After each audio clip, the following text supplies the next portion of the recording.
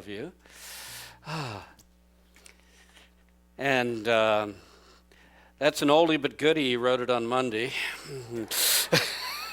That was almost a week ago. And Trayvon back there in the back, he's doing a wonderful job of handling our soundboard this morning.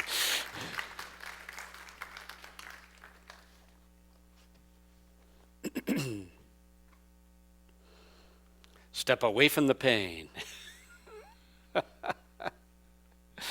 Yeah, it reminds me of all those movies, right? Yeah. I thought I was being cute. Step away from the car, step away from the whatever. So I decided step away from the pain. In the end, as we'll find out, that was really a big part of Jesus' teaching. Today we're going to be talking about emotional pain. Stepping away from physical pain is a slightly different skill set. It can be done too. But I want to talk about that hurt my feelings. I want to talk about I am devastated. I want to talk about I am so angry, I'm so upset. That's all pain, emotional pain. And here's the opener, and the one that none of us believe, but is absolutely true. Emotional pain is a total illusion. It feels amazingly real. It feels like it's got control of us. It feels like it owns us, you might say at times. But in the end, emotional pain, it isn't there. It has no substance. It has no actual essence that causes anything inside of us. In the end, it's just a choice. Do I take offense or don't I? Do I take offense or don't I? Do I allow that to hurt my feelings, or do I not really care? I mean, that's the way it works. I've told it over and over, so I might as well tell it in the talk that's specifically about this, but another lifetime ago, going on almost 40 years ago, I was going through one of the roughest times in my life. It was immediately following a divorce, and I was just, I hurt phenomenally inside. And I could not seem to escape the pain, and I wanted to know why this hurt so bad. And being the spiritual explorer I am, I decided, okay, I'm going to go into meditation, and I'm going to feel my pain. Usually you're trying to suppress it, which is a huge difference between releasing it. But usually you're trying to just press it down, pretend it's not there, turn away from it, but leave it there. It's a weird thing that we're usually doing, but I thought, no, I'm going to feel it until I can find its source, because I want to know why this hurts so bad. I want to know what is causing me to hurt. Why do I have to hurt over this? And I often say I'm somewhat of a slow learner at times, so I spent a month, every afternoon. I'd turn the lights off in my office. I'd sit down on the floor with my back up against the wall, and I'd spend an hour or so feeling my pain as deeply as I could until I could find where its source was. And I stuck with it. So about a month later, I went into meditation, feeling my pain, and when I came out, I knew its source. And if you asked me, I would have said, the source of my pain is nothing. It's a switch.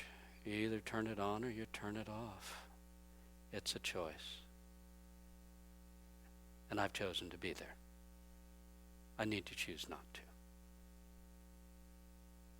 Now, because something is a simple choice does not mean it's an easy choice. There is a huge difference between simple and easy, okay? Because all of our lives, we are trained to accept pain. We're trained it's real. We're trained when you get insulted, you hurt. We're trained when someone says they don't love you anymore, you get depressed. We're trained that this is a really big thing. And so we are not trained in choosing to just let it be, to not take offense.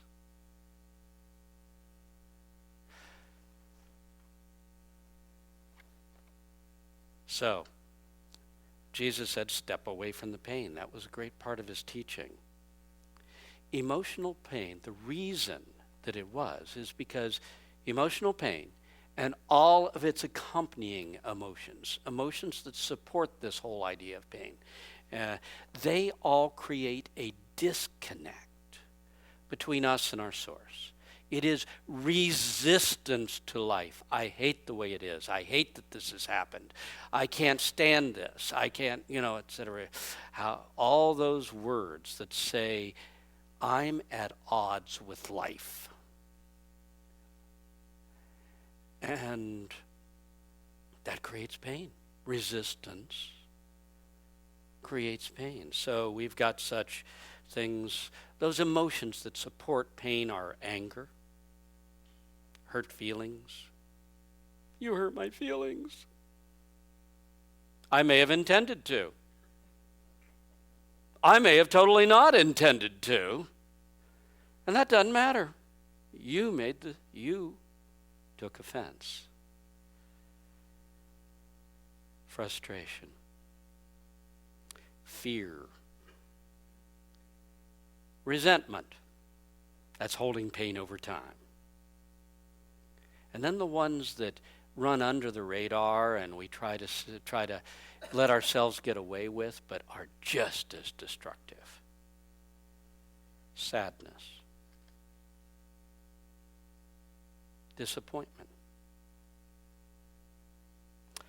Unfulfilled desire. Boy, that's a killer. Guilt. Blame. Loss. And grief. There's a switch inside of you, and when you're ready, you can turn it off. You can turn away from it. Sometimes we're not ready, and I get that. But resistance to life causes a degree of disconnect with our source. And if we are facing something that's really difficult, we probably need to stay connected. That's why it was part of Jesus' teaching. In Matthew 5:39 and 44, Jesus said, I say to you that you should not resist evil. Now, this comes as news to a bunch of Christians running around intending to beat the tar out of evil and kill anybody who represents evil. Okay, we're going to shoot them. I always wondered where Jesus and guns ever got together, the greatest pacifist that ever graced the world. I say you should not resist evil. Then on down he says, love your enemies. Bless anyone who curses you. Do good to anyone who hates you. And pray for those who carry you away by force and persecute you. My God, why does he want us to do all of that is so counterintuitive to everything that humanity has taught us? Because if you're facing something really hard, you need to feel connected. You need to feel connected. And as soon as you start into anger or any of that stuff, you've built a barrier between you and the world. That's what resistance is. You don't resist not evil because it's noble. You don't resist not evil and let it go rampant. You don't take offense. And you don't let it damage you. That's what's being said here. But notice he's going to have you go love your enemies and bless those who curse you, because it's pretty hard to just not respond in kind. You actually have to, you can let go of your resistance, whatever that emotion happens to be. But it's probably going to come back unless you can replace it with something. And that is exactly what he addressed in one of his parables in Matthew 12:43 through 45. Jesus said, when an unclean spirit goes out of a man, okay, we're going to call the unclean spirit, unspleen clear it? Okay, we're going to call the unclean spirit anger. Okay?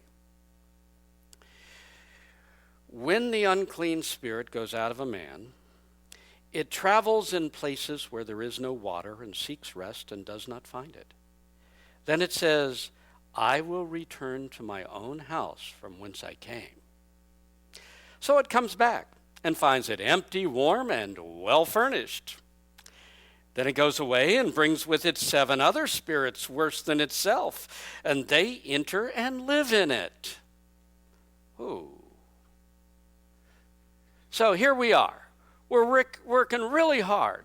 We are moving out the negativity. But if you leave it blank, you've created a vacuum. And before long, it's coming back in. Anger management. You know, we say, okay, I'm not going to be angry anymore. And sometimes we succeed at it, right? We push it right out and say, I'm not angry anymore. But if you're not careful, in a few minutes you are again, right? You got rid of it, but then it came back. And I often, on a physical level, described it like this. When you're angry, your heartbeat goes faster, your breathing gets shallower, it's moving along, and you say, okay, I'm not angry anymore. And you actually succeed through sheer act of will of moving those angry thoughts out of your mind, but your body's still going ba-bump, ba-bump, ba-bump, ba-bump, and your breathing's still like that. And before long, hey, it's invited it back in while you weren't watching. Okay? This is what he's talking about. We need to step away from the pain, but that's not enough by itself, because it'll come back unless you step into something else, unless you replace it with, well, that's why he said, love your enemies, bless those who curse you. He's replacing it with something. He's moving heart energy in where the lack of heart energy was before. So in the end, stepping away from emotional pain, which I believe everyone can admit is probably a good and wonderful thing, something we should be pursuing. It'll make your life happier, your body healthier. It'll make things flow a lot smoother in your life if you can step away from the pain. It's 2 steps. Step away from the emotional pain to keep your spiritual power in a difficult situation. Yeah, we're not saying you didn't have a difficult situation. We're saying hurting over it doesn't make it easier. It actually makes it worse. And step 2, step into contentment so it doesn't return. Contentment. That one doesn't get a lot of praise in our society. But contentment is the first gift of the soul when you start soul awakening. Contentment. It means being happy right where you are. It doesn't mean you're giving up on having more in the next few moments or in the future. But it means in this moment, I'm content. I'm content to be where I am while aspiring to go somewhere else. Okay.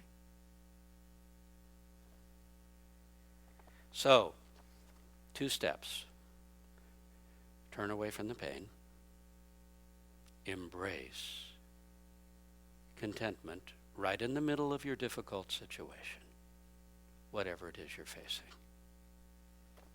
So let's take up the first step. Ways to step away from the pain of life. And the first is take no offense. This is an amazingly tall order. The world seems to be set on offending us everywhere, whatever we're facing. The world seems to be saying, I'm out to get you. You know? We get insulted from all angles.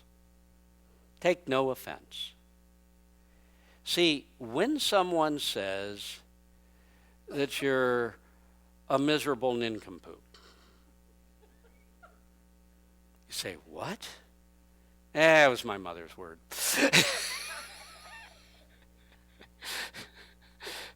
Anyway, when someone says you're a miserable being, okay, you can go, oh, you don't like me. That hurts my feelings. Or you can say, wow, I probably am.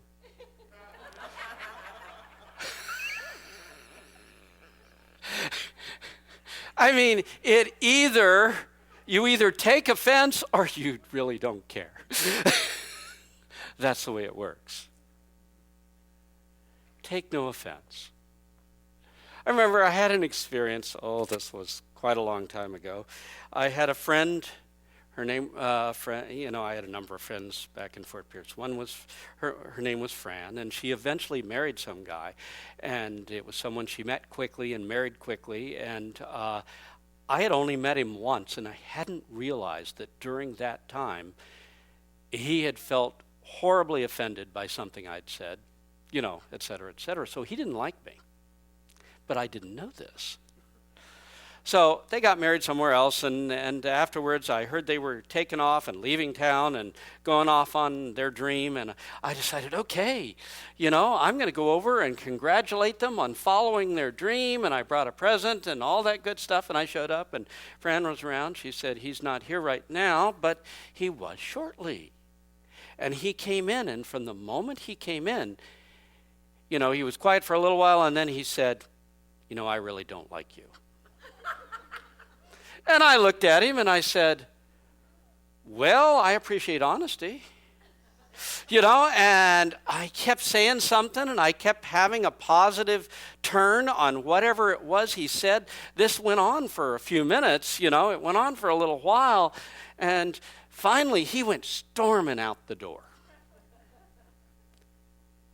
And I turned to Fran and I said, what just happened?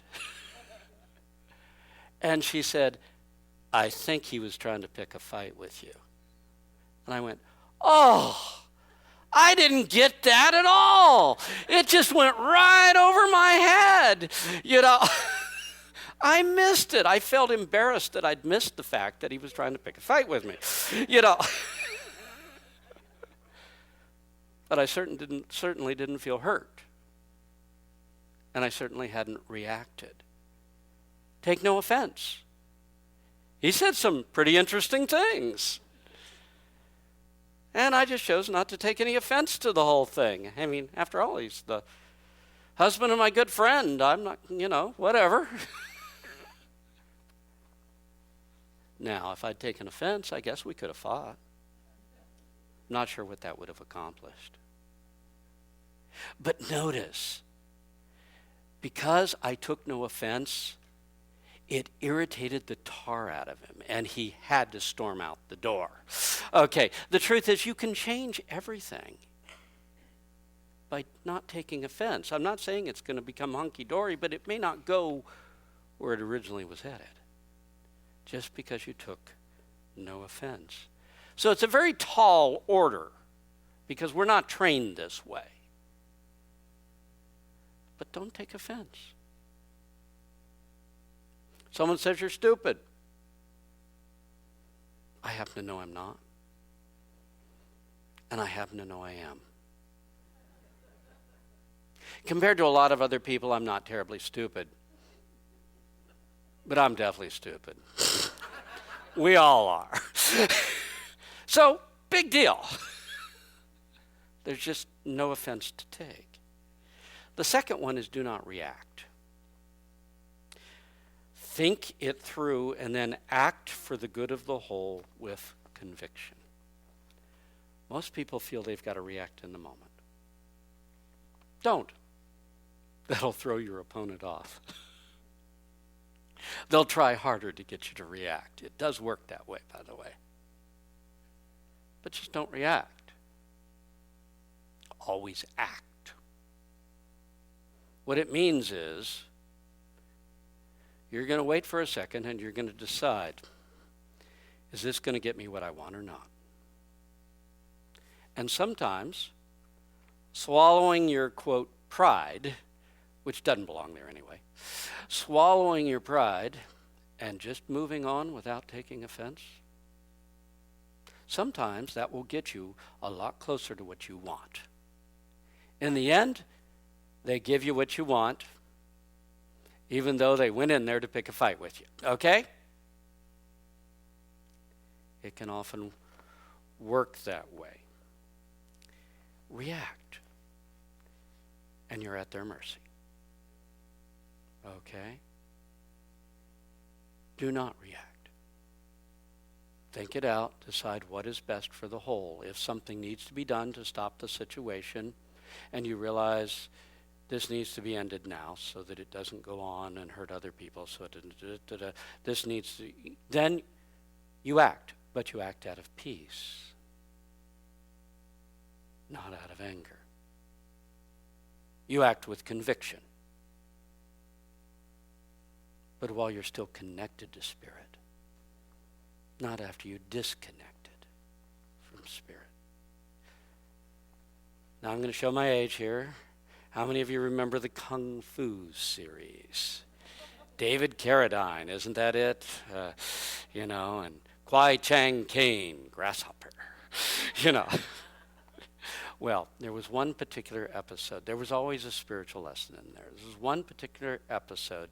This is this Shaolin monk touring the western United States. Interesting. They always come up with weird scenarios. But in any case, he is in southwestern United States, and he bumps into this kind of black magic type wizard guy who's been sort of torturing a whole community and has control over it. And Kwai Chang Caine comes in, and he just doesn't recognize anything that's going on. Here's a problem. They're all afraid of being cursed and this and that and the other.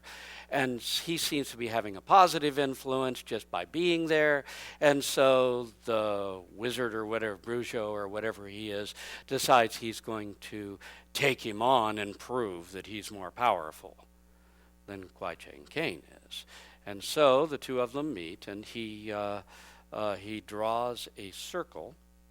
And he's standing there and says, okay, do your thing, whatever it is, and the guy draws a circle around him and chants and says, you are now cursed. If you step outside of this circle, you will die, et cetera, et cetera.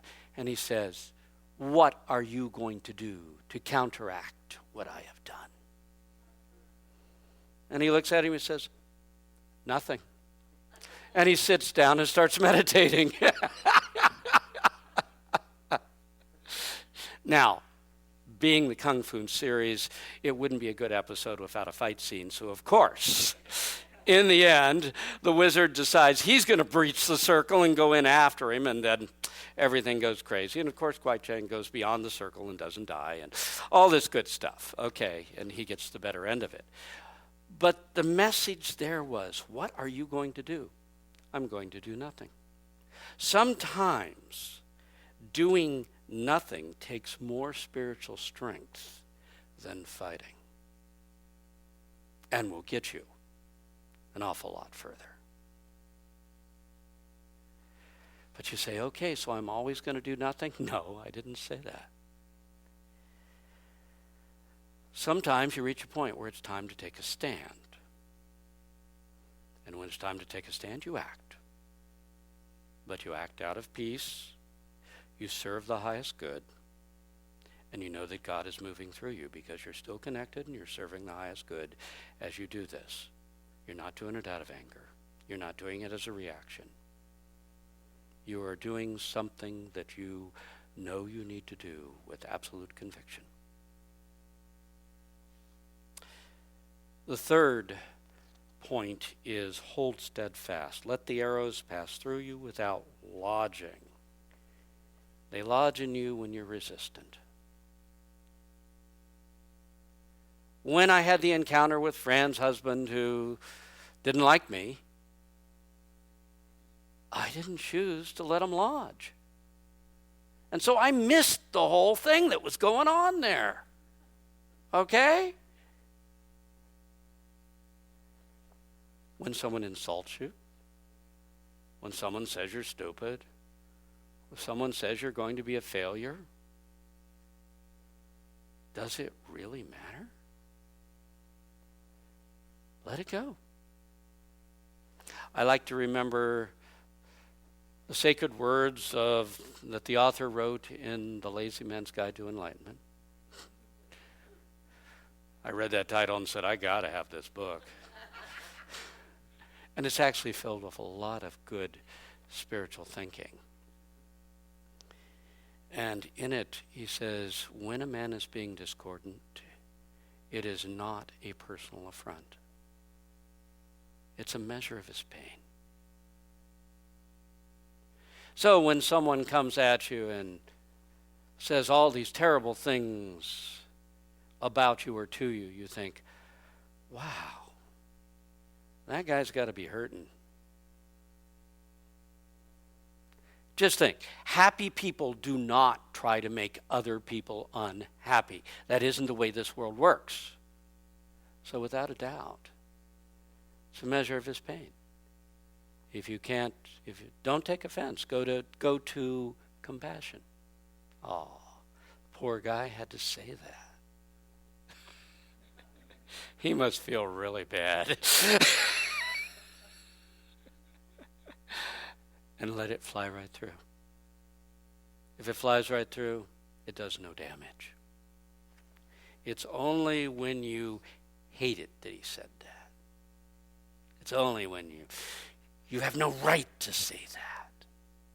He's got a right to say anything he wants. It just isn't true. Isn't true. And it's powerless unless you give it the power. Unless you allow it to do damage.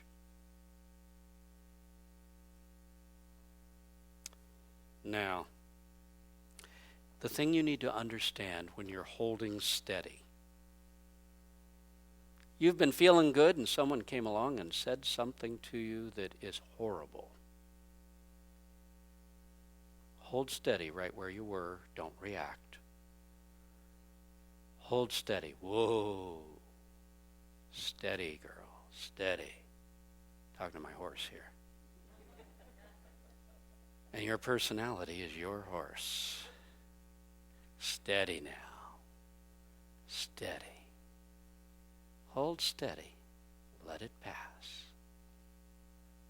You aren't giving in. You just aren't resisting. I often, in the middle of a discussion, will just not take it any further, not respond when something is said. I just won't go any further. Do not for an instant think I've come over to your side. I'll tell you if I did that. I'll just go silent otherwise and go in another direction. You aren't giving in, you just aren't resisting any longer. So, which brings us to release, which is your most important tool of this whole thing, because we've been talking about not letting the barbs stick, but we all know some of them stick, right? Sometimes they get pay dirt. And sometimes we're still carrying around barbs that got pay dirt decades ago. Okay? We're still carrying it with us. And sometimes somebody succeeds in getting our goat. Whatever a goat is. So, release what barbs have lodged in you. The first thing I want to talk about is imaging letting them go. Let's take a look and recognize what causes me pain. What do I think is an injustice that galls me to no end? What do I think do I get upset about every time it comes up? What do you can go through what causes me pain when I think about it. And what you want to do is know those are barbs. And we're going to take them and we're going to release them. What you want to do is take that event or that person, whatever it is, and you want to put them in your hands. I have this image of cupping my hands. This is how I image releasing, because releasing is a very particular energy. And in your hand is a bug. Okay? Now, you may think of it as a butterfly, but most of the things that are causing you pain don't feel like butterflies. So you can image it as a beetle, okay? Not the kind that carry guitars.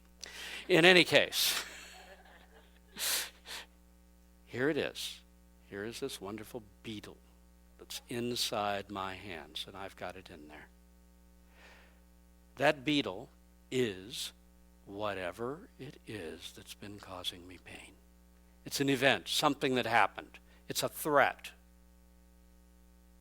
It's a person who's being you fill in the blank. And now you're going to let it go. You're just going to let it go. And you very slowly open your hands. And it flies. That's what letting go feels like. So we're going to do it. Choose something in your mind right now, that a person you have an issue with, or something that happened that you see as terribly unjust and, et cetera, and galls you every time you think about it. Close your eyes, cup your hands. Put that in the cup of your hands.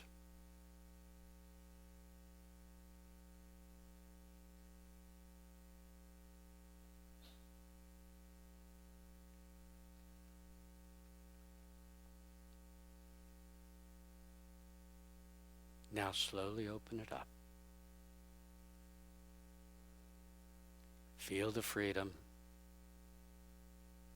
Whoosh, it takes flight and flies away. I release this from my life. Now we're going to do another one. Let's go another way. Give it to God. One of the best ways is, once you've wrestled with something long enough and you're getting nowhere, give it to God. Just put it in God's hands. Say, I can't seem to do anything. God, it's yours. I put it in your hands and I know all is well. I put it in your hands. Give it to God. Years ago, I was going to a place called RPI, Rensselaer Polytechnic Institute in upstate New York. I went there for 2 years to study engineering. And that's why I became a minister. But in any case,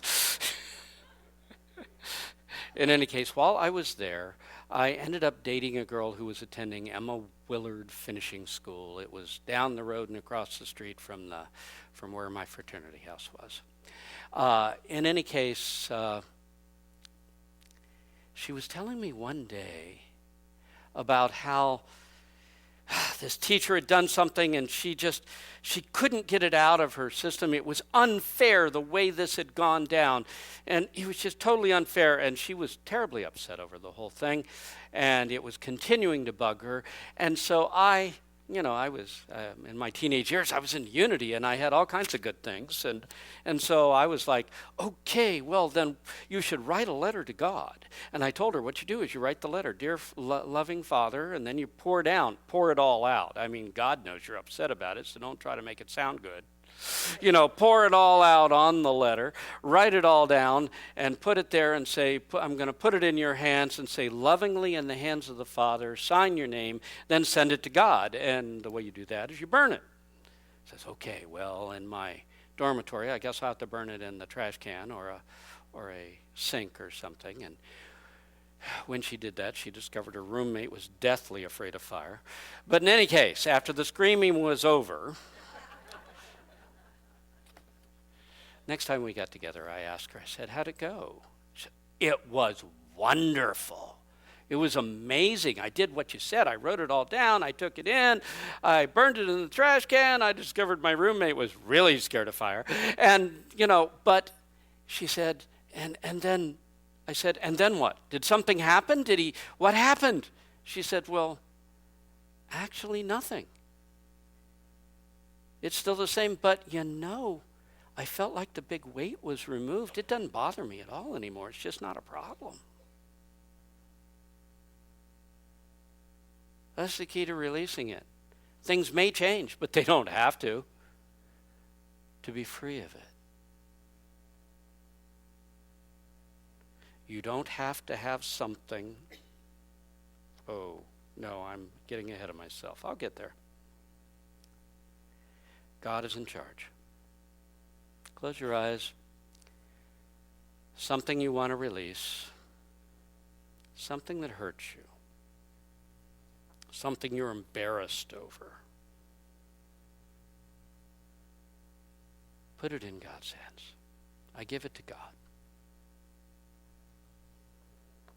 God, I put this in your hands and I know all is well.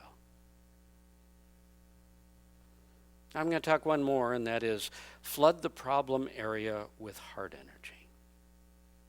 I actually have a fourth, but I'll tack it on at the end.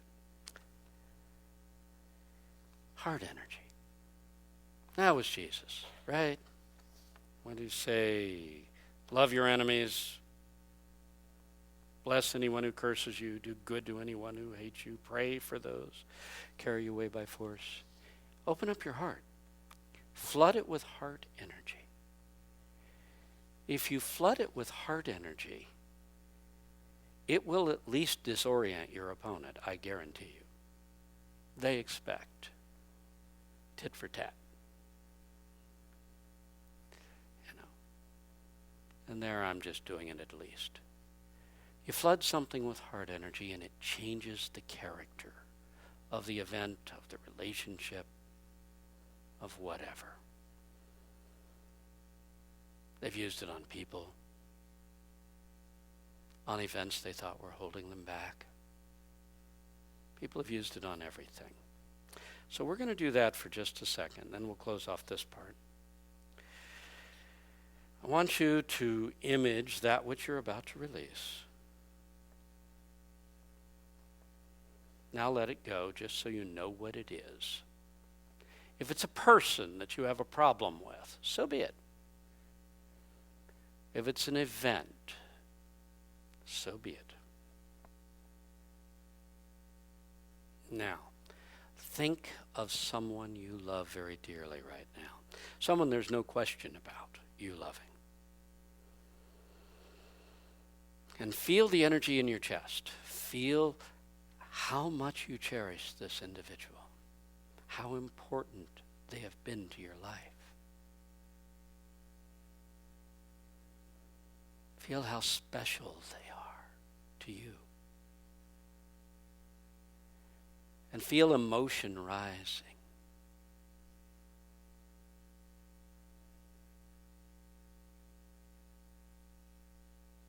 Now continue to just feel that energy, that lightness in your chest, and immediately bring up the picture of the person or the event that causes you pain and needs to be released.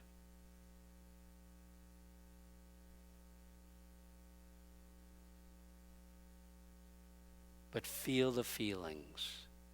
And as soon as they fade, because sometimes when we move into the other side, it's hard to hold on to it, go back and think of the person that you love intensely.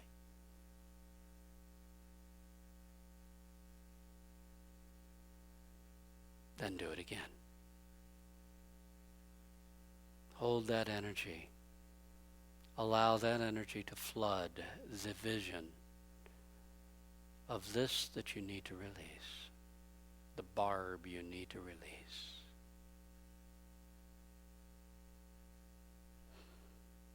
Okay, and do it as many times as you need. But one last time, while your eyes are still closed, ask the Holy Spirit to flood over your being and to carry away the pain, the anger, all those other negative emotions we talked about. Ask the Holy Spirit to flood through you and carry it all away, all the darkness, and fill you with light and love in its place.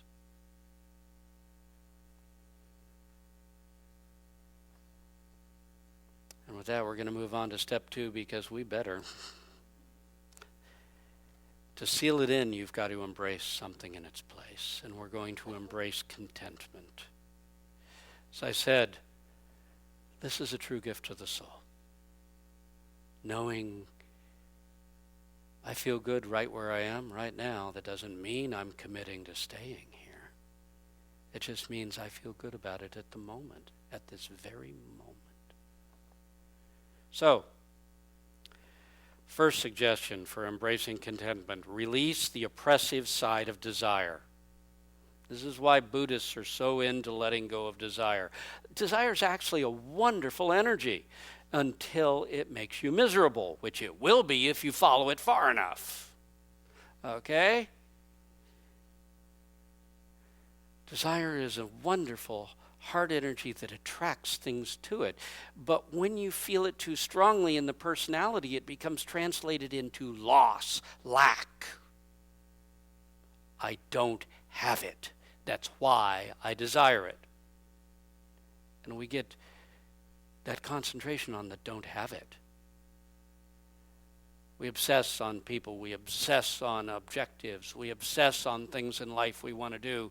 And they are our desires, and we make ourselves miserable until we get there. And sometimes we don't get there. So we get to be miserable all our lives. Let it go. It doesn't matter. Let go of those desires. You do not have to have something, or you do not have to have someone to be happy. You can be happy right where you are right now. Number 2, part of the way you do that is to remember that you are much more than this life. Don't sweat the small stuff. What do you mean you're not more than this life? This life is one small part of who you are. You have lived, your soul has been around for an eternity prior to this life and will be around for an eternity following. There will be much, much more. And this personality, these opinions that we're so proud of, they're going to die with the body, absolutely. But the soul is going to take all that good stuff on forever. It can't be killed. You're the part that can't be killed. And it's the part that gets upset. Okay? And part of the way to move into contentment is to have that view that said, I could be happy right here where I am, even though I haven't got this, I haven't got that, and I'm not here and I'm not there, because, oh my God, this is one moment in the midst of eternity, this life that I'm living. There will be so much more. Now, the personality's going, no, there's not. This is it, and I haven't got what I want, and I'm going to be unhappy. Okay, I get it. But you are not that personality. Reach out and start affirming, I am soul. Be the grander part of yourself. Remember that you are the one who was before you came into this earth and will be right after you leave it. And half the stuff you're worried about down here right now don't matter after you leave it, after you move on and start another life someplace.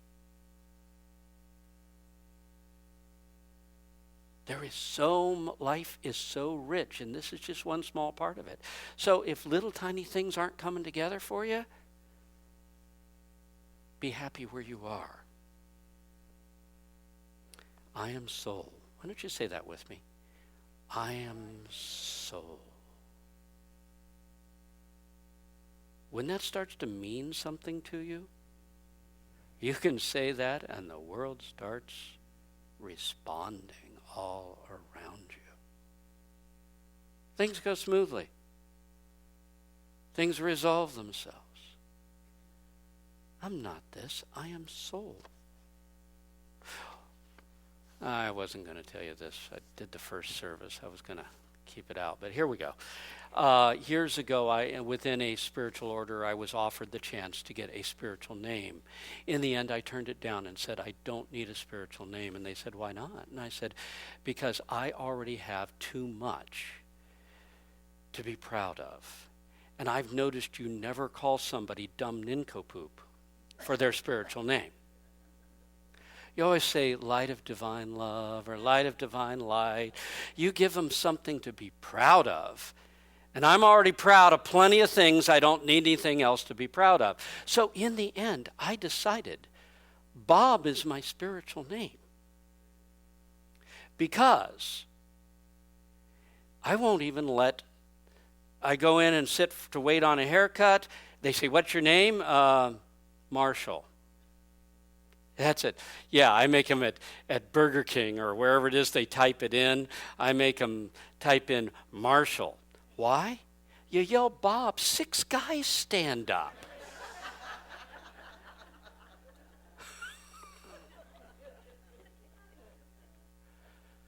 So Bob's my spiritual name. It keeps me humble.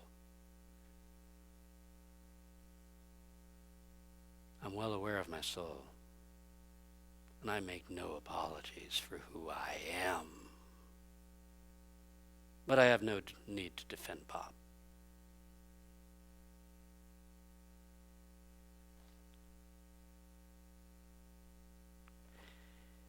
You are more than this life. Remember, I am soul. And soul does not need to sweat the small stuff that's happening right here that feels very big to your personality. The third point is there is joy, beauty, and peace right where you are right now. Notice it. I don't care how ugly your life is. There is some joy. There is some peace. There's beauty. And it's right there. We just aren't noticing it most of the time. So take a moment to notice it, and that leads into number 4. Choose to feel contentment. Let go and feel the fullness of the moment. Just choose to be happy where you are right now. You're not condemning yourself to staying there.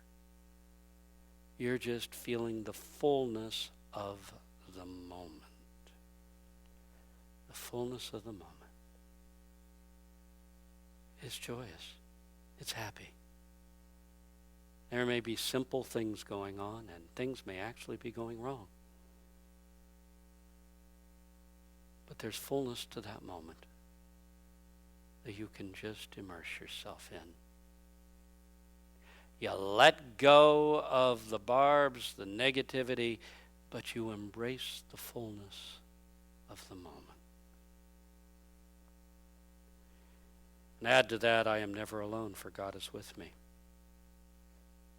Dwell in the presence that surrounds you and permeates your being. That's all part of contentment.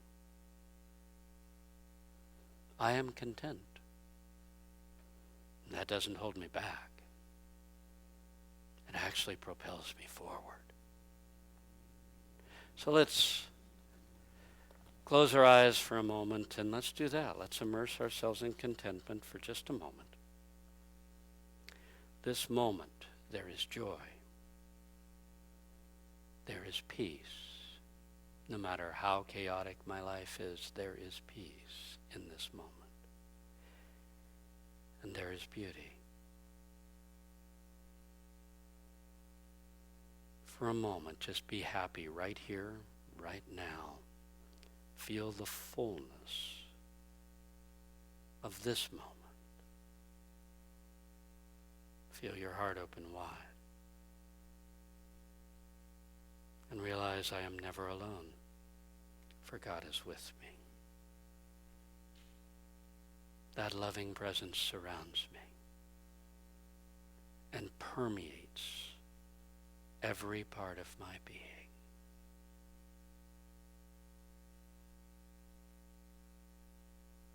Thank you, God, for the fullness of life. The rest of it really doesn't matter.